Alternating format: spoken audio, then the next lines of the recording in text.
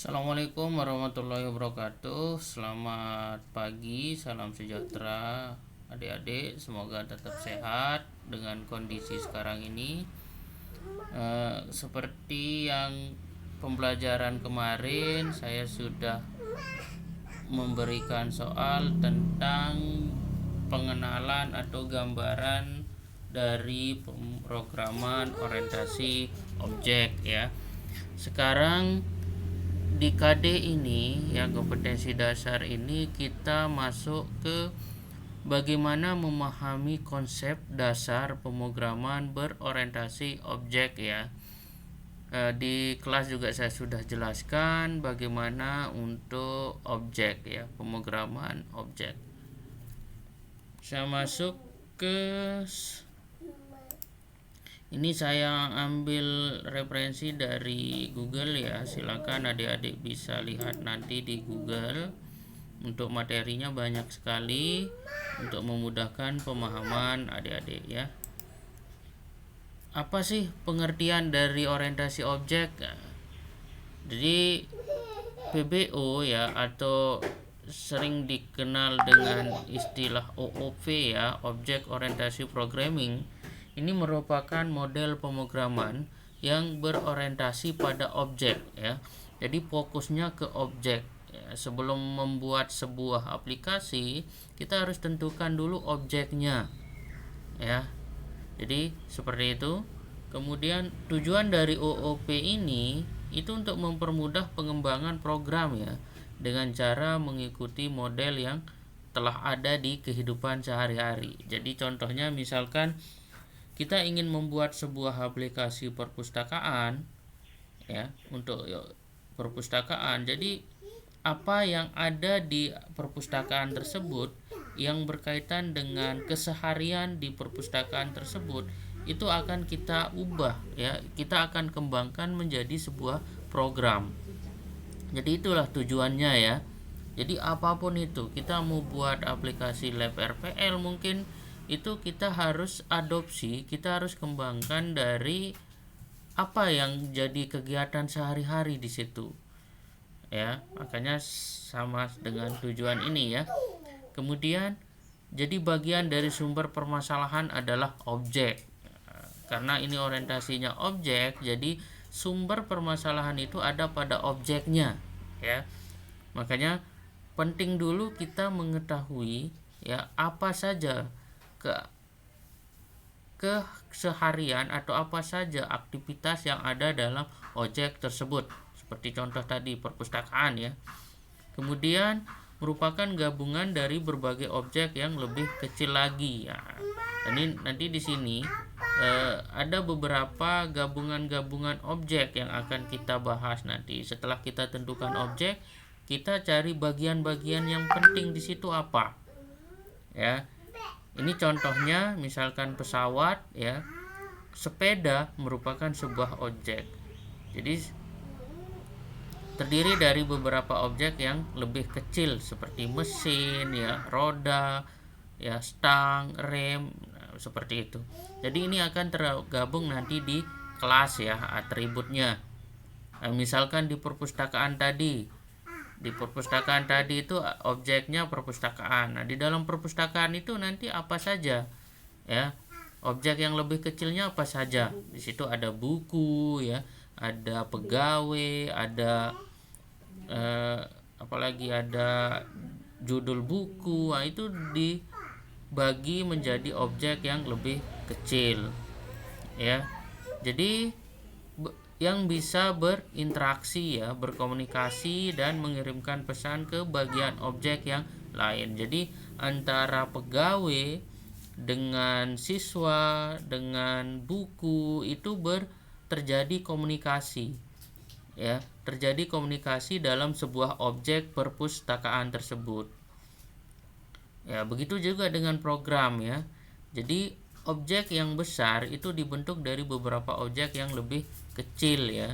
Jadi perpustakaan tadi yang sifatnya umum besar itu bisa dibentuk menjadi objek yang lebih kecil. Jadi saling berkomunikasi. Buku terjadi interaksi dengan pegawai pegawai terjadi interaksi atau hubungan berkomunikasi dengan siswa. Dalam proses apa? Dalam proses meminjam buku ya. Siswa melakukan transaksi peminjaman buku ke pegawai. Pegawai akan mencatat pekerjaan atau mencatat buku yang dipinjam oleh siswa. Jadi terjadi komunikasi di situ. Ya. Itulah kenapa PBO ini sangat penting dalam menentukan sebuah objek, isi dari objeknya, bagian-bagian dari objeknya. Nah, seperti itu ya untuk pemrograman orientasi objek. Kemudian prosedural dan VSOOP, apa bedanya? Nah, ini program itu ada pembagian ya, di mana ada prosedural, kemudian ada OOP, orientasi objek ya, atau PBO ya. Mana yang prosedural? Ini fokus utama pada fungsi prosedur yang beroperasi pada data ya, lebih ke data. Sedangkan untuk OOP ini menekankan pada data yang sedang beroperasi dan tidak fungsi atau prosedur ya. Ini ya, ada perbandingannya antara pemrograman prosedural dengan orientasi objek ya. Di sini untuk data bersifat pasif, sedangkan untuk OOP itu objek-objeknya dalam OOP bersifat aktif ya. Ini untuk perbandingan antara prosedural dan OOP. Saya lanjutkan bagaimana konsepnya. Ini konsep dari orientasi objek prosedur ya, program ya. Yang pertama, di dalam sebuah program, di dalam sebuah orientasi objek ya, itu ada bagian-bagian kecilnya yang seperti yang saya jelaskan tadi. Di situ ada kelas, yang pertama ada objek ya, kemudian ada kelas ya, nanti saya akan bahas, kemudian ada metode ya, ada atribut, ada polymorphis ya, abstract, encapsulation, inheritance. Ini terhubung dalam satu lingkaran ya. Kenapa terhubung dalam satu lingkaran seperti di gambar? Ini menandakan bahwa semua program ya, semua atribut ya, semua data yang ada dalam sebuah objek itu akan terhubung ya. Itu akan terhubung dengan yang lain ya. Dimana di situ ada kelas, itu akan terhubung dengan objek semua. Jadi itulah kenapa setelah kita menentukan objeknya, baru kita akan menentukan bagian-bagian dari objek seperti kelas dan metode. Saya jelaskan bagaimana penerapan apa fungsi dari kelas ya. Jadi ini adalah kelas. Kelas itu adalah template yang digunakan untuk membuat objek ya. Jadi kelas ini merupakan sebuah prototype atau blueprint yang mendefinisikan variabel-variabel atau metode-metode secara umum ya. Jadi contohnya kalau misalkan di dalam perpustakaan itu ada bagian-bagian kelasnya yang poin-poin pentingnya di situ. Yang pertama misalkan kalau di perpustakaan itu ada buku ya, itu templatenya ya, ada buku, ada apalagi ada ada rak, misalkan rak buku, ada siswa, ada pegawai. Nah, itu bagian dari kelas ya, itu bagian dari variabel ya yang akan mendefinisikan dari objek tersebut. Jadi ada variabel-variabel di situ. Nah, jadi sebuah program yang utuh terdiri dari beberapa kelas yang saling berinteraksi ya satu sama lain. Seperti konsep yang ini ya, yang saya jelaskan pertama tadi, bahwa sebuah program yang utuh itu terdiri dari beberapa kelas ya. Jadi kelas itu yang mendeklarasikan ya, kelas itu yang mendeklarasikan dari sebuah objek ya. Jadi kelas itu yang berfungsi untuk menghubungkan satu sama lain sehingga membentuk sebuah program ya. Ini seperti yang saya contohkan tadi di kelas itu. Kalau misalkan contohnya di perpustakaan, kelasnya itu apa saja? Ada buku, ada pegawai, ada siswa, ada rak buku ya. Itu bagian dari kelas. Kemudian kelas serupa atau memiliki kesamaan dikumpulkan dalam satu paket ya. Jadi setelah kita tentukan objeknya, misalkan perpustakaan, nanti kelas-kelas itu akan kita kumpulkan menjadi satu dalam satu paket ya. Yang kelas-kelas yang saya sebutkan tadi itu kita kumpulkan menjadi satu paket. Nah, nanti itu yang akan kita pakai ya, kelas-kelas itu yang akan kita pakai pada aplikasi yang akan kita buat berkaitan dengan aplikasi perpustakaan contohnya. Jadi kita bisa paket ini nanti saya jelaskan di aplikasi NetBeans-nya ya. Ini untuk satu paket. Jadi kelas pada Java itu merupakan file yang berekstensi ya. Kalau di Java contohnya misalkan mahasiswa.java ya, krs.java, nantinya akan dikompil menjadi file yang berekstensi atau kelas. Jadi kalau misalkan contohnya seperti perpustakaan tadi, nanti kelas ini kita bisa buat di situ jadi buku.java ya, karyawan, kemudian siswa, kemudian rak buku ya. Itu akan kita masukkan ke kelas. Ini ya untuk kelas. Kemudian saya lanjut ke hierarki paket atau kelas dan kelas. Jadi di paket 1 misalkan kita sudah buat tadi untuk perpustakaan. Di sini kelas satunya RPL 1 ya, RPL 2 atau ini misalkan kalau di perpustakaan itu nanti ada buku, di sini ada karyawan, di kelas ini ya ada ada siswa ya, ada rak buku ya. Itu yang berkaitan dengan hierarki paket. Lebih jelasnya nanti saya jelaskan di bagaimana membuat sebuah aplikasi sederhana pada Java NetBeans ya. Oke, saya lanjutkan. Bagaimana dengan atribut? Nah, kalau tadi kita membahas tentang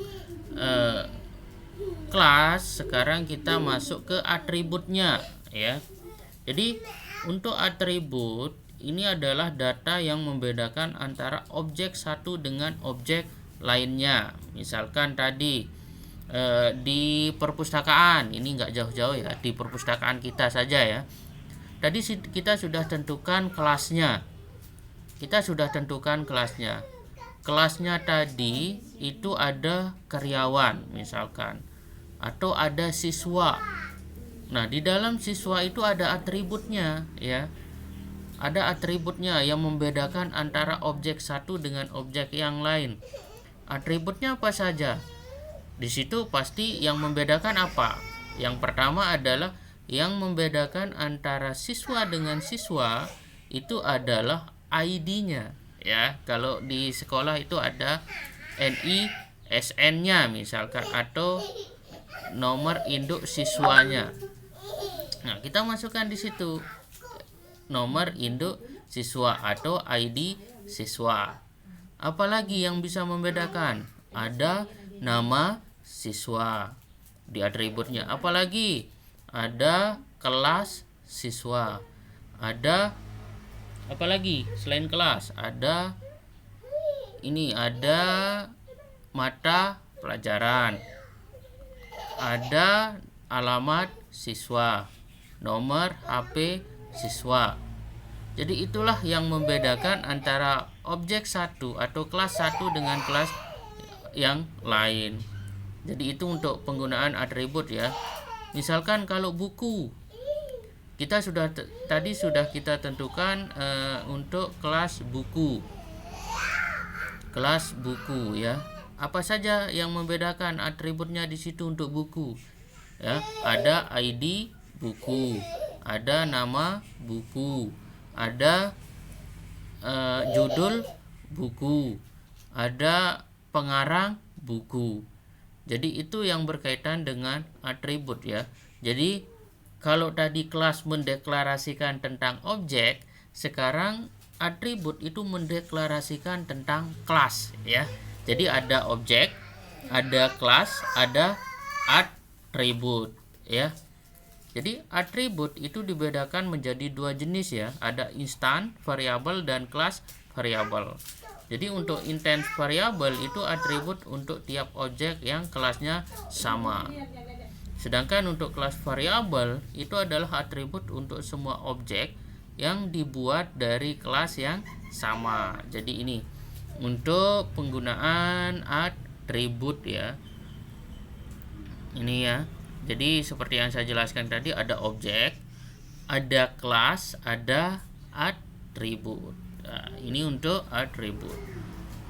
Kemudian ada metode ya, atau metode ya. Jadi di metode ini serangkaian statement ya dalam suatu kelas yang menghandle suatu teks tertentu ya. Dan metode merupakan objek berkomunikasi objek yang lain. Jadi metode ini disebut dengan aksi ya, berkaitan dengan aksinya. Misalkan metode itu berfungsi untuk memodifikasi atau mengambil nilai pada atribut ya. Jadi ini berfungsi untuk memodifikasi ya dari atribut-atribut tersebut. Contohnya misalkan kelas mobil memiliki atribut apa, beratnya berapa ya, warna apa, merek apa ya, kecepatan dan sebagainya. Jadi metode pada kelas tersebut biasanya berupa tambah ya atau ubah. Jadi ini berkaitan dengan aksi ya. Contohnya kalau di perpustakaan itu misalkan ada karyawan ya. Karyawan itu memiliki atribut apa? Misalkan untuk kelas karyawan dia memiliki atribut, kemudian dia memiliki ID, dia memiliki misalkan nomor HP ya, dan sebagainya. Jadi itu metode ya. Nanti akan lebih jelas, kita akan coba praktikkan ya. Kemudian ini untuk metode. Kita bahas ini aja dulu untuk pertemuan ini. Saya akan berikan contoh bagaimana membuat atau mengklasifikasikan objek di Notepad ya. Saya coba buat di Notepad. Contohnya misalkan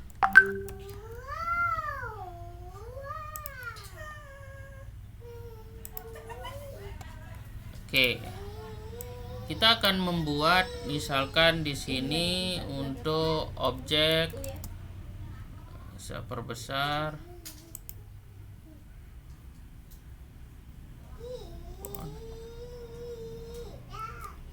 Saya berikan gambaran sedikit tentang objek ya, tentang kelas.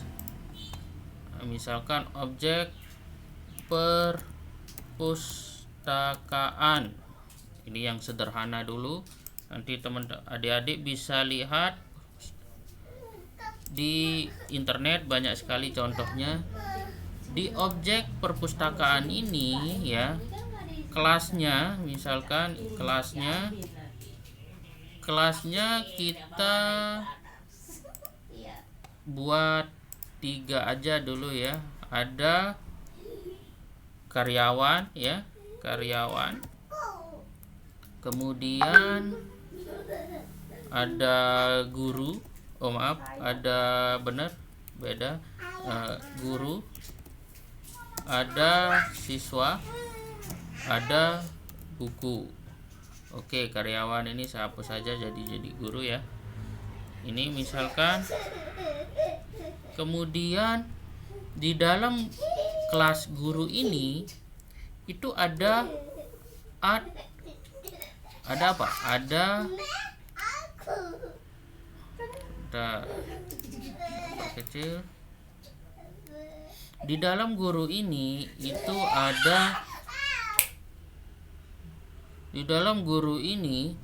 itu ada atribut ya. Jadi ada ID guru, kemudian ada nama guru ya, ada alamat misalkan ya, alamat guru ya. Ini aja dulu, nanti bisa dikembangkan. Siswa, kita sudah tentukan tadi kelas siswa ya. Di sini ada NISN misalkan atau ID siswa ya, bisa ID siswa, ada nama siswa ya, ada apalagi, ada kelasnya mungkin ya, kelas siswa, ada jurusan misalkan ya. Jadi seperti ini. Jadi ini yang poin penting ya, yang ada pada orientasi objek. Kita harus menentukan objeknya dulu, objek apa yang harus kita buat menjadi sebuah aplikasi. Kemudian kita tentukan, kalau sudah tentukan objeknya, tentukan kelasnya ya. Kemudian kita tentukan atributnya. Ya, ini untuk atribut. Oke, seperti itu ya. Tugas adik-adik adalah merangkum ya, atau membuat perencanaan tentang objek perpustakaan. Yang lebih lengkap lagi silakan bisa searching nanti di Google ya, yang lebih lengkap lagi tentang objek perpustakaan, di mana di situ sudah dimasukkan kelas, atribut ya dari objek tersebut. Sekian dulu ya materi ini, semoga ada manfaatnya ya. Lebih kurangnya saya mohon maaf ya. Tetap semangat adik-adik ya. Ketemu lagi nanti di pertemuan selanjutnya. Assalamualaikum warahmatullahi wabarakatuh.